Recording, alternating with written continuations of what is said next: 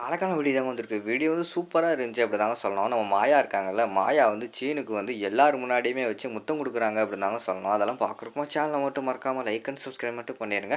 First எடுத்தவொடனேயுமே வந்து காலையில சீனு வந்து அவசரமா வந்து கடைக்கு கிளம்பிக்கிட்டு இருக்கிற மாரி தான் காட்டிக்கிட்டு இருக்காங்க. அப்போ பார்த்துக்கிட்டோம்னா பத்மா வந்து, "என்ன சீனு கடைக்கு கிளம்பிட்டியா?" அப்படிங்கிற மாரி கேட்டவுடனே, "ஆமாம்மா கடைக்கு சீக்கிரமா போய் நல்லா உழைக்கணும். எப்படியாவது வந்து உழைச்சி அவ காசை வந்து அவகிட்ட திருப்பி குடுத்துறணும். எப்படி பேசுறா பார்த்தீங்களா?" அப்படிங்கிற மாரி சொல்லிக்கிட்டு இருக்காங்க.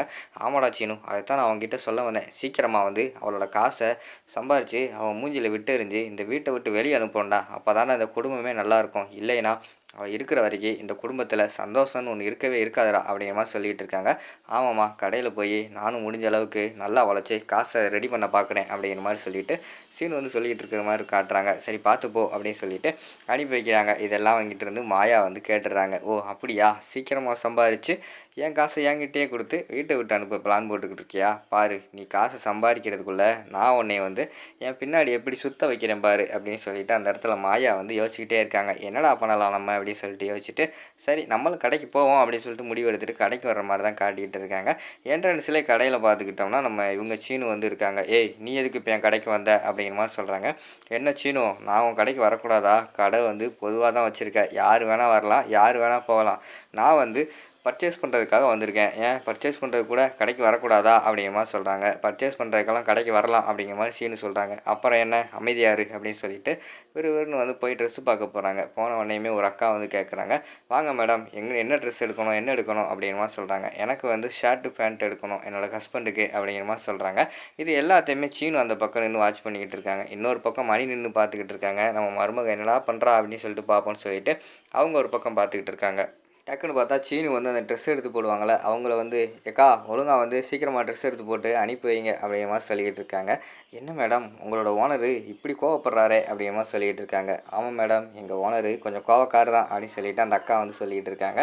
"சரி உங்களுக்கு யார் சைஸில் ட்ரெஸ் வேணும் சொல்லுங்கள்." அப்படிங்கிற மாதிரி கேட்ட உடனேயும், "ஐயய்யோ! நான் வந்து மறந்துட்டேனே. என்னோட ஹஸ்பண்ட் சைஸ் வேற எனக்கு சரியா தெரியாது. இப்ப என்ன பண்ணலாம்? எங்களுக்கு வேற கல்யாணம் வேற இப்ப தான் ஆயிருக்கு. அதனால என்ன செய்யலாம்?" அப்படி சொல்லி சுத்தி முத்தி பார்க்குறாங்க. "அந்தா நிக்கிறாரே உங்க ஓனரு.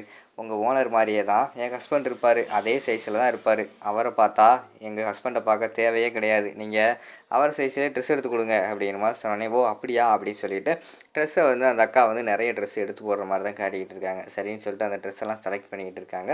செலக்ட் பண்ணி முடிச்சுக்கிட்டு ரொம்ப நேரமா பேசிக்கிட்டு இருக்காங்க. விறுவிறுன்னு வந்து சீனு வந்து வராங்க. "இங்க பாருங்க, தேவையில்லாமலாம் எதுவும் பேசிக்கிட்டு இருக்காதீங்க. ஃபர்ஸ்ட்டு வேலைய பாருங்க." அப்படி சொல்லிட்டு திட்டிட்டு போறாங்க. "உங்க உங்க ஹஸ்பண்ட் மாரி எங்க ஓனரும் ரொம்ப டென்ஷனான ஆளு." அப்படின்னு சொல்லிட்டு அந்த அக்கா வந்து சொல்லிக்கிட்டு இருக்காங்க. "ஓ! அப்படியா? சரி, சரி." அப்படின்னு சொல்லிட்டு அந்த இடத்துலேருந்து ட்ரெஸ் எடுத்துட்டு நம்ம மாயா வந்து வந்துடுறாங்க. நேரா பில் கவுண்டருக்கு வந்து வராங்க.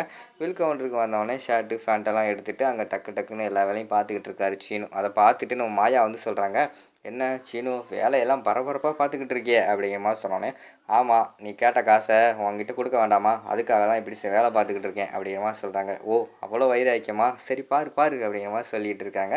"சரி எவ்வளவு?" அப்படின்னு சொன்னோடனே அவர் வந்து ஒரு அமௌண்ட்டு சொல்கிறாரு. சரின்னு சொல்லிட்டு இவங்க வந்து ஸ்கேன் பண்ணி பே பண்ணிடுறாங்க. "காசெல்லாம் போட்டு விட்டாச்சு." அப்படிங்கிற மாதிரி வந்து மாயா சொல்கிறாங்க. பார்த்தாச்சு பார்த்தாச்சு." அப்படின்னு சொல்லிட்டு சீனு சொல்லிகிட்டு இருக்கிற மாதிரி காட்டுறாங்க. அதுக்கடுத்து, "சரி அதான் காசு ட்ரெஸ் எடுத்துட்டீங்களே கிளம்புங்க." அப்படின்னு சொல்லிட்டு சீனு வந்து சொல்லிக்கிட்டு இருக்காங்க.